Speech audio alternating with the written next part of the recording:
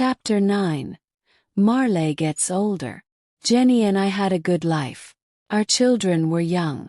We felt young too. But when we looked at Marley, we saw many changes. The years went past and he was 12 years old.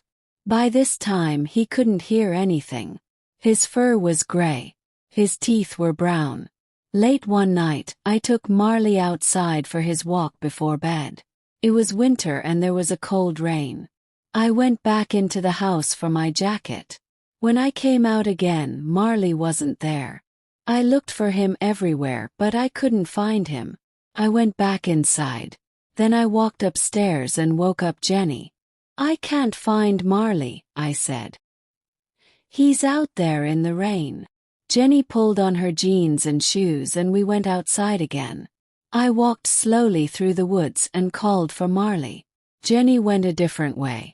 We were very wet and cold. "Let's go home and get warm," I said. "I'll get the car and come out again." We walked back to our house.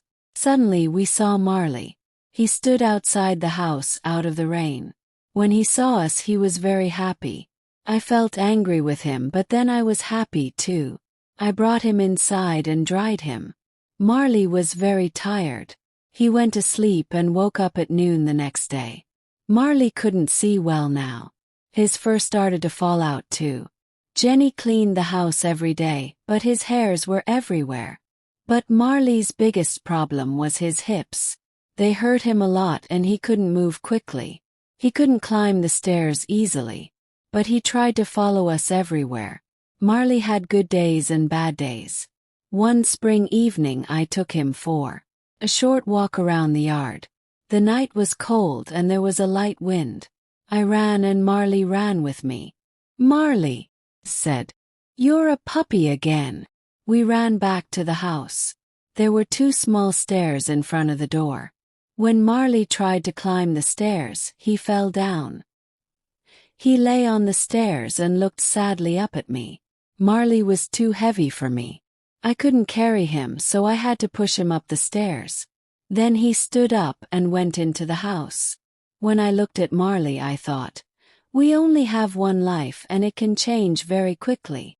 I enjoyed my job on the magazine, but I really wanted to work for a newspaper again. Newspapers were more exciting and I liked writing about big stories. I also liked getting letters and calls from readers. A friend told me about a job on the Philadelphia Inquirer. This was one of the best newspapers in the United States. I wrote to the newspaper and I got the job. I was very happy. In the summer, Jenny visited her sister in Boston.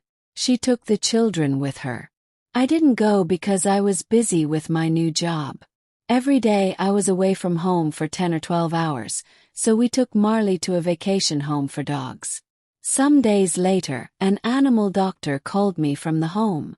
"I'm sorry," she said, "but Marley's very sick." When he saw the other dogs, he got very excited.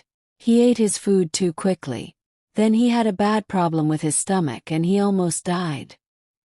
"He's a little better now, but it will happen again." "Oh," I said. "What are you saying? Do you want us to help end Marley's life?" she said. "I'm sorry." "Oh," I said. I couldn't think. "I have to talk to my wife." I called Jenny in Boston and we had a long conversation about Marley. In the end, Jenny said, "The doctor's right. We have to do the best thing for Marley." Called the doctor back.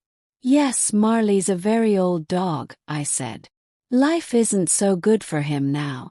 He doesn't have many teeth and he can't hear. His hips hurt him too." "Yes," she said. "Maybe we have to put him to sleep. But I'll call you again in an hour." When the doctor called again, she said, "Marley's a very sick dog, but he isn't getting worse." The next morning she called again. "We can wait," she said. "Marley's eating. You can take him home tomorrow." I was very happy. The next evening after work, I went to the dog's home. Marley was very thin and weak. Thank the doctor. "Everybody here loves Marley," she said. One of the workers helped me put Marley into the car. Then I drove him home. He couldn't climb the stairs to the bedroom and I didn't want to leave him. So that night I put a sleeping bag on the floor and lay down next to him.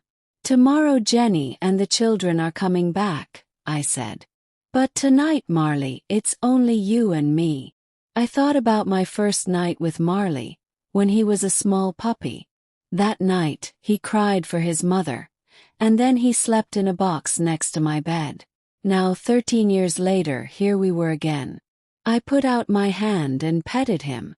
In the next weeks, Marley got a little better. A lot of the time he lay on the floor in the family room, asleep in the sun. But one morning when I was in the bedroom I heard a noise. Then Connor shouted, "Help!" Marley fell down the stairs. Marley lay at the bottom of the stairs. Jenny and I ran to him. But then he got up and walked away. "Marley had a bad fall," I told the children. "But he's okay." But Marley was hurt. When I got home from work that evening, he couldn't move. When he saw me, he tried to get up, but he fell down again on the floor. "I don't think Marley can go upstairs again," I said. But I was wrong. The next day, I was upstairs at my computer in my bedroom when I heard a sound. I turned around. Marley stood at the bedroom door. "Marley," said, "what are you doing here?" I went to him and petted him. Then I looked into his eyes.